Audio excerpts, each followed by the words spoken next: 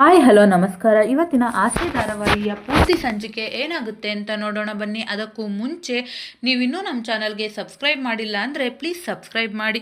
ಇನ್ನು ಸಂಚಿಕೆ ಆರಂಭದಲ್ಲಿ ಮನೆಗೆ ಬಂದಿರ್ತಾನೆ. ಶಾಂತಿ ಮೊಬೈಲ್ ಚಾರ್ಜ್ ಹಾಕೊಂಡು ನಿಂತಿರ್ತಾಳೆ. ಹಾಗೆ ಅಮ್ಮ, ನಾನು ನಿನ್ನ ಜೊತೆ ಅರ್ಜೆಂಟಾಗಿ ಮಾತಾಡಬೇಕು ಬಾರಮ್ಮ ಅಂದಾಗ, ಏನೋ ನಿಂದು ಅಂದಾಗ, ಬಾರಮ್ಮ ಹೇಳ್ತೀನಿ ಅಂತ ಹೇಳಿಬಿಟ್ಟು ಶಾಂತಿನ ಅಲ್ಲಿಂದ ರೂಮಿಗೆ ಕರ್ಕೊಂಡು ಹೋಗ್ತಾನೆ. ಏನೋ ಗೋಳು ನಿಂದು ಹೇಳೋ ಅಂತ ಹೇಳಿದಾಗ, ಅಮ್ಮ ಏನು ಗೊತ್ತಾ, ಇವತ್ತು ನನಗೆ ಜ್ಯುವೆಲರಿ ಶಾಪ್ ಅಂತ ಹೇಳ್ಕೊಂಡು ಯಾರೋ ಕಾಲ್ ಮಾಡಿದ್ರಮ್ಮ ಅಂತ ಹೇಳಿದಾಗ ಶಾಂತಿ ಆಶ್ಚರ್ಯ ಆಗುತ್ತೆ.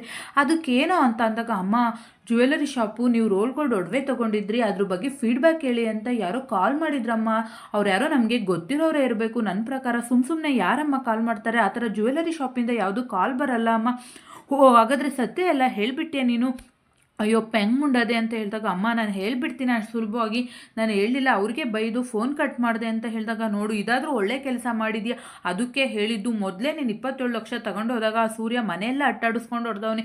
ಇವಾಗ ಏನಾದರೂ ಒಡವೆ ತೊಗೊಂಡೋಗಿದ್ಯಾ ಅಂತ ಗೊತ್ತಾದರೆ ನಿನ್ನನ್ನು ಸಾಯಿಸೇ ಬಿಡ್ತಾನೆ ಕಣೋ. ಅಷ್ಟರಲ್ಲಿ ದುಡ್ಡು ಅರೇಂಜ್ ಮಾಡಿಬಿಟ್ಟು ಆ ಒಡವೆನ ತಂದುಕೊಟ್ರೆ ಬದುಕೋತೀಯಾ ಅಂತ ಹೇಳಿ ಬೈತಾ ಇರ್ತಾರೆ. ಅಷ್ಟೊಂದು ದುಡ್ಡು ಎಲ್ಲಿಂದ ತರೋದಮ್ಮ ಅಂತ ಹೇಳಿದಾಗ, ಅದು ಏನು ಮಾಡ್ತೀಯೋ ಬಿಡ್ತೀಯೋ ಗೊತ್ತಿಲ್ಲ ಮನೋಜ, ಆ ದುಡ್ಡು ತಂದು ಅವನು ಅದು ಕಂಡಿಡಿಯೋ ಅಷ್ಟರಲ್ಲಿ ನೀನು ಅಲ್ಲಿಗೆ ಚಿನ್ನದೊಡವೆ ತಂದಿಟ್ರೆ ಬದುಕೋತೀಯ, ಇಲ್ಲ ಅಂದರೆ ಅವನಂತೂ ಸುಮ್ಮನೆ ಇರಲ್ಲ. ಇದ್ರ ಮೇಲೆ ನಿನ್ನಿಷ್ಟ, ಇಲ್ಲ ಅಂದರೆ ಏನಾದರೂ ಮಾಡ್ಕೊ. ನಿಮ್ಮಪ್ಪ ರಂಗನಾಥ ಅಂತ ಹೆಸರಿಟ್ಕೊಂಡ ತಕ್ಷಣ ಅವರು ರಂಗನಾಥ ಸ್ವಾಮಿ ಅಂತ ಅಂದ್ಕೊಂಡಿದ್ಯಾ?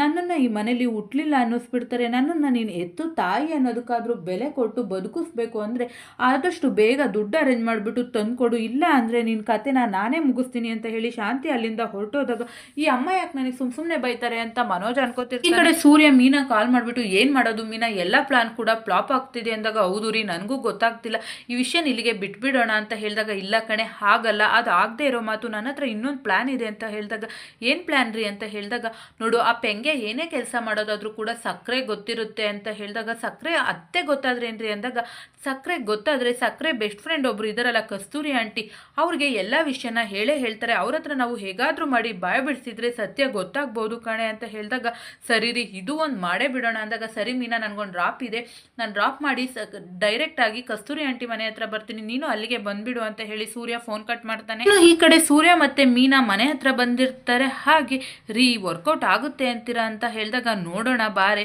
ನಾವು ಮಾತಾಡೋದ್ರಲ್ವಾ ಎಲ್ಲ ಇರೋದು ಅಂತ ಹೇಳ್ತಿರ್ತಾರೆ. ಇನ್ನು ಕಸ್ತೂರಿ ಮನೆ ಬೆಲ್ಲು ಓಪನ್ ಮಾಡಿದಾಗ, ಏನು ಆಶ್ಚರ್ಯ ಆಗ್ತಿದೆ, ಗಂಡ ಹೆಂಡತಿ ಇಬ್ರು ನಮ್ಮನೆ ಕಡೆ ಬಂದ್ಬಿಟ್ಟಿದ್ದೀರ ಅಂದಾಗ, ಯಾಕೆ ಆಂಟಿ ನಮ್ಮಮ್ಮ ಒಬ್ಬರೇ ಬರ್ಬೇಕಂದಾಗ, ಅಯ್ಯೋ ಹಾಗೇನಿಲ್ಲಪ್ಪ, ನೀನು ನನ್ನ ಮಗನ ಥರನೇ ಬನ್ನಿ ಒಳಗಡೆ ಅಂತ ಹೇಳಿಬಿಟ್ಟು ಇಬ್ರು ಒಳಗಡೆ ಕೂರಿಸಿದಾಗ, ಏನಿಲ್ಲ ಆಂಟಿ ನಾನೊಂದು ಡ್ರಾಪ್ ಕೊಟ್ಟೆ, ಅವರು ಹಣ್ಣಿನ ಅಂಗಡಿ ಇಟ್ಟಿದ್ರಂತೆ, ಅವ್ರು ಸ್ವಲ್ಪ ಹಣ್ಣುಗಳನ್ನ ಕೊಟ್ಟರು, ಅದಕ್ಕೆ ನನಗೆ ಗೊತ್ತಿರೋರ ಮನೆಯವ್ರಿಗೆಲ್ಲ ಕೊಡ್ತಾ ಇದೆ ಅಂತ ಹೇಳಿಬಿಟ್ಟು ಸೂರ್ಯ ಹಣ್ಣನ್ನು ತಂದು ಕೊಡ್ತಾನೆ. ಸರಿನರಪ್ಪ ಕುತ್ಕೊಳ್ಳಿ ಅಂತ ಹೇಳ್ತಾರೆ. ಏನಾದರೂ ಕುಡಿತೀರ ಆಂಟಿ? ಏನೂ ಬೇಡ ಅಂತ ಹೇಳ್ತಾರೆ. ಸರಿ ಹಾಗೆ ಹೀಗೆ ಅಂತ ಹೇಳಿಬಿಟ್ಟು ಮಾತಾಡ್ತಿದ್ದಾಗ, ಏನಿಲ್ಲ ಆಂಟಿ ತುಂಬಾ ಬೇಜಾರಾಗಿದ್ದಾರೆ ಸೂರ್ಯ ಅವರು ಅಂತ ಹೇಳಿದಾಗ, ಯಾಕಪ್ಪ ಏನಾಯಿತು ಅಂದಾಗ, ಏನಿಲ್ಲ ಅದು ಲಕ್ಕಿ ಬರ್ತಡೇ ಅಂದಾಗ, ಅಯ್ಯೋ ಲಕ್ಕಿ ಬರ್ತಡೇ ಅಷ್ಟು ಚೆನ್ನಾಗಿ ಮಾಡಿದ್ರಲ್ಲಪ್ಪ ಅಂದಾಗ, ನನಗಂತೂ ನನ್ನ ಸ್ಕೂಲ್ ಡೇಸೇ ನೆನಪಾಯಿತು ಅಂದಾಗ, ನಿಮಗೇನೋ ನೆನಪಾಯಿತು, ಆದರೆ ಲಕ್ಕಿ ನನ್ನನ್ನು ಚಿಕ್ಕದ್ರಿಂದ ನೋಡ್ಕೋತಿದ್ರು, ಅವ್ರಿಗೆ ಏನೂ ಮಾಡಿಸ್ಕೊಡ್ಲಿಲ್ವಲ್ಲ ಅನ್ನೋ ಬೇಜಾರು ಅಂತ ಹೇಳಿದಾಗ, ಹೌದಾ ಏನಾದರೂ ಕೊಟ್ಟೆಲಪ್ಪ ಅದಕ್ಕಿಂತ ಗಿಫ್ಟ್ ಬೇಕಾ ಅಂದಾಗ, ಇಲ್ಲ ಆಂಟಿ ಚಿನ್ನದ ಕೊಡ್ಸೋಣ ಅಂತ ಲಕ್ಕಿ ಕೊಟ್ಟಿದ್ದು ಒಡವೆನೇ ಮಾರ್ಬಿಟ್ಟು ಮಾಡ್ಸೋಣ ಅನ್ಕೊಂಡು ಹೋದೆ ಅಂತ ಹೇಳಿದಾಗ, ಕಸ್ತೂರಿ ಅದು ಉಮಾ ಗೋಲ್ಡ್ ಅಲ್ವಾ, ಹೇಗೆ ಮಾರೋಕ್ಕಾಗುತ್ತೆ ಅಂತ ಹೇಳಿದಾಗ, ಈ ಕಡೆ ಸೂರ್ಯ ಮೀನಾ ಶಾಕ್ ಆಗ್ತಾರೆ. ಅಯ್ಯೋ ಕಸ್ತೂರಿ ಇದಳು ಸತ್ಯ ಹೇಳ್ಕೊಂಡ್ಬಿಟ್ನಲ್ಲ ಅಂತ ಭಯ ಪಡ್ತಿರ್ತಾಳೆ. ಹೇಗೆ ಗೊತ್ತಾಯಿತು ಅಂದಾಗ, ಏನಿಲ್ಲಪ್ಪ ನಿಮ್ಮ ಅಮ್ಮ ಕಾಲ್ ಮಾಡಿ ಹೇಳಿದ್ರು ಅಂದಾಗ, ನೀವಿಬ್ರು ಕ್ಲೋಸ್ ಫ್ರೆಂಡ್ ಅಲ್ವಾ ಆಂಟಿ, ಎಲ್ಲ ವಿಷಯನೂ ಹೇಳ್ಕೊತೀರಾ, ಎಲ್ಲ ವಿಷಯನ ಶೇರ್ ಮಾಡ್ಕೋತೀರ ಅಂದಾಗ, ಕ್ಲೋಸ್ ಫ್ರೆಂಡ್ ಆದರೆ ಹಾಗೆ ಅಲ್ವೇನಪ್ಪ ಅಂತಾರೆ.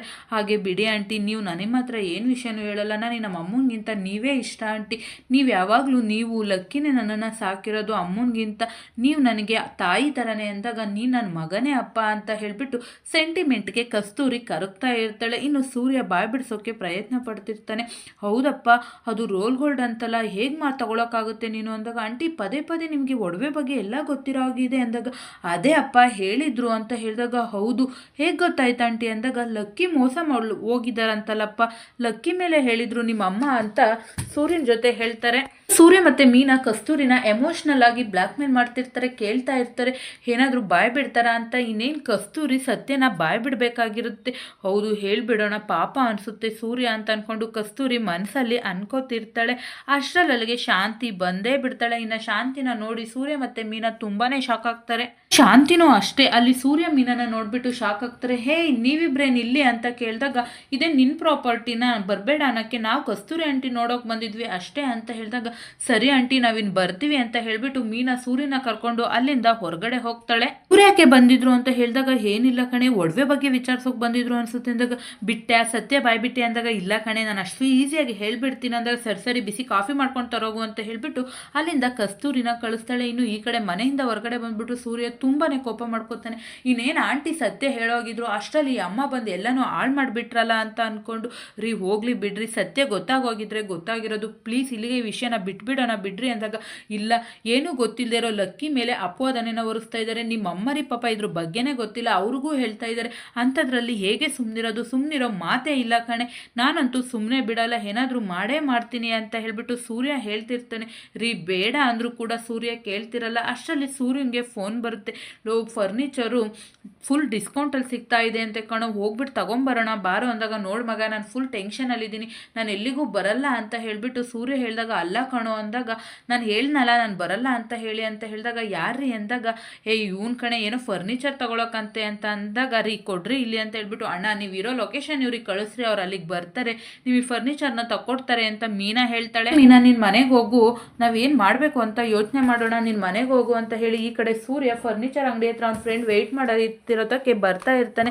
ಹಾಗೆ ಏನೋ ಇಲ್ಲಿ ಫುಲ್ ಡಿಸ್ಕೌಂಟಲ್ಲಿ ಸಿಗುತ್ತಂತ ಅಂದಾಗ ಮಗ ಡಿಸ್ಕೌಂಟಲ್ಲಿ ಸಿಗುತ್ತಂತೆ ಅಂತ ಹೇಳಿ ಒಳಗಡೆ ಹೋಗ್ತಾರೆ.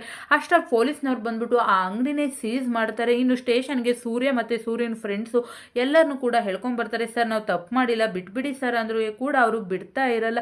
ಎಲ್ಲ ಇನ್ವೆಸ್ಟಿಗೇಷನ್ ಆದ ತಗ್ರ ಗೊತ್ತಾಗುತ್ತೆ ಸ್ವಲ್ಪ ತೆಪ್ಪುಗಿರಿ ಅಂತ ಹೇಳ್ತಾ ಇರ್ತಾರೆ. ಅದರೊಳಗಡೆ ಮನೋಜನ್ ಅಂಗಡಿಲಿ ಮೋಸ ಮಾಡಿದವರು ಕೂಡ ಇರ್ತಾರೆ. ಅವ್ರು ನಗ್ತಾ ಇರ್ತಾರೆ ಇದೆಲ್ಲ ನಮಗೆ ಮಾಮೂಲಿ ನಾವು ಒಳ್ಳೆ ದುಡ್ಡು ಮಾಡ್ಕೊಂಡಿದ್ದೀವಿ ಅಂತ ಏನ್ರೋ ಇಷ್ಟು ಆರಾಮಾಗಿ ಹೇಳ್ತಾ ಇದ್ದೀರಾ ನಿಮ್ಮಿಂದ ಎಷ್ಟೋ ಜನರು ಜೀವನ ಹಾಳಾಗ್ತಿದೆ ಅಂದರು. ಹೋಗಯ್ಯ ಸುಮ್ಮನೆ ನೀನು ಇನ್ವೆಸ್ಟಿಗೇಷನ್ ಆದ ತಕ್ಷಣ ನೀನು ಬಿಟ್ಬಿಡ್ತಾರೆ ನೀನೇ ಕೈಯ ಟೆನ್ಷನ್ ತಗತಿ ಅಂತ. ಸರ್ ನಾವೇನು ತಪ್ಪು ಮಾಡಿಲ್ಲ ಸರ್ ಅಂತ ಹೇಳಿದಾಗ ಇರ್ರಪ್ಪ ಕಾಯಿರಿ ಸ್ವಲ್ಪ ಇನ್ವೆಸ್ಟಿಗೇಷನ್ ಆದ ತಕ್ಷಣ ಯಾರು ತಪ್ಪು ಮಾಡಿದ್ದಾರೆ ಇಲ್ಲ ಅನ್ನೋದು ಗೊತ್ತಾಗುತ್ತೆ ಅಂತ ಹೇಳ್ತಿರ್ತಾರೆ.